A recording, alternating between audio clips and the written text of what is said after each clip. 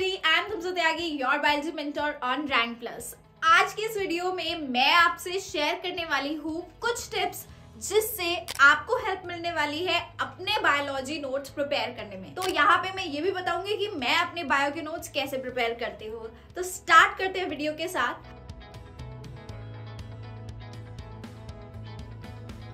Students, bio के notes आपने देखा होगा सबसे ज्यादा सुंदर, सबसे ज्यादा कलरफुल होते हैं। रीजन बीइंग कि यहाँ पे आपको बहुत सारी चीजों को मेमोराइज करना होता है। तो स्टूडेंट्स, अगर आप किसी भी चीज को मेमोराइज करते हैं तो वहां पे जो कलर्स होते हैं ना, वो आपके ब्रेन के साथ बहुत छेड़छाड़ करते हैं, बहुत इंपॉर्टेंट रोल प्ले करते हैं।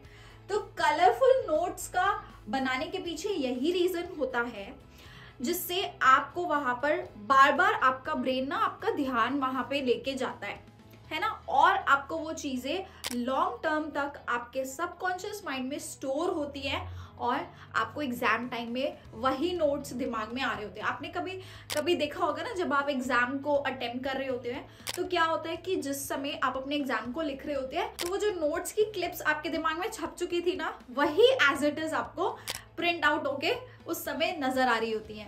तो इसीलिए अपने नोट्स को हमेशा ट्राई करो ना, बहुत ज्यादा कलर्स नहीं, वही 3-4 पेन्स जो आप लोग यूज करते हैं, रेड, ब्लैक, ब्लू, ग्रीन, ठीक है। तो कलरफुल नोट्स रखना बहुत इंपॉर्टेंट रहता है। अगर मैं बायो की बात करती हूँ तो try to keep them colourful. दूसरी टिप मैं देती हूँ कि ट्राई करो यार, अपने नोट्स जो है ना आप एनसीईआरटी के अंदर ही कंप्लीट कर दो। आपकी जो नोट्स की किताब होनी चाहिए वो आपकी एनसीईआरटी ही होनी चाहिए। एनसीईआरटी को फुल्ली हाईलाइट करो, अच्छे से हाईलाइट करो एनसीईआरटी को, है ना। अच्छे से हाईलाइट करोगे तो क्या होएगा, आपकी जो किताब है वही आपके लिए नोट्स का काम भी करेगी। अब वहां पे आप स्टिकी नोट्स का भी यूज कर सकते हैं।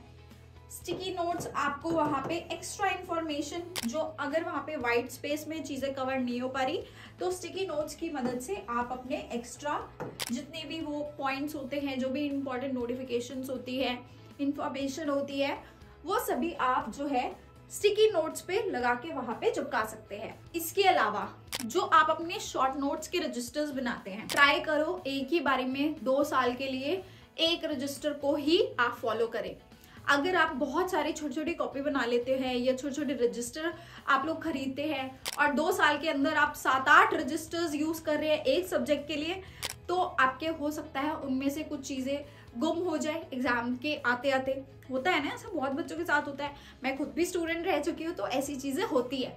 तो आपको ट्राई करना है कि आप एक ही रजिस्टर, एक मोटा सा रजिस्टर ले लो हमेशा सेशन के स्टार्टिंग में ही, और उसको 2 साल तक यूज करो और उसी के अंदर अपने सारे शॉर्ट नोट्स को बना। मैं ये देखती हूँ कई बच्चों का जो तरीका होता है वो पूरी एनसीईआरटी ऐसे लाइन बाय लाइन लिख रहे होते हैं।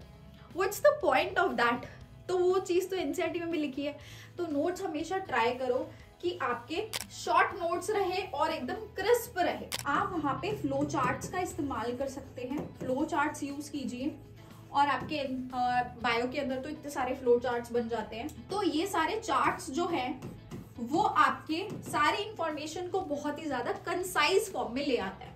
इसके अलावा आपके जो इंपॉर्टेंट डायग्राम्स हैं उनको please try to draw them. उनको अगर आप हाथ से बनाओगे वहां डायग्राम्स को ना, और उनको फुल्ली लेबल करके अगर आप अपने नोट्स के साथ वही उन्हीं नोट्स में, तो आपको क्या होएगा, जब भी आप एग्जाम में उनको बनाने बैठेंगे तो आपको वो डायग्राम्स याद आएंगे। सिर्फ देखने भर से आप एग्जाम में उस डायग्राम को बना के कभी नहीं आ सकते, कुछ ना कुछ चीजें आप डेफिनेटली भूल जाओगे। तो हमेशा ट्राई करो इसको बाय हैंड, आप हमेशा अपने डायग्राम्स को अपने शॉर्ट नोट्स में कवर करो, राइट। और यहाँ पे जितनी भी इंपॉर्टेंट इंफॉर्मेशन होती हैं उसको आप ऐसा नोट वाला ऐसे बॉक्स बना के, है ना, ऐसे नोट करके बॉक्स बना लो और इसमें इंपॉर्टेंट नोटिफिकेशन लिख दो, या हैशटैग्स यूज करो, स्टार्स यूज करो, ताकि आपको पता रहे कि ये वाली चीजें जो है वो इम्पोर्टेंट है। तो ये सारी टिप्स फॉलो करो यार, आपके बायो के नोट्स बहुत प्यारे बनेंगे और इसको आप अपने नीट एग्जाम के लिए यूज करना।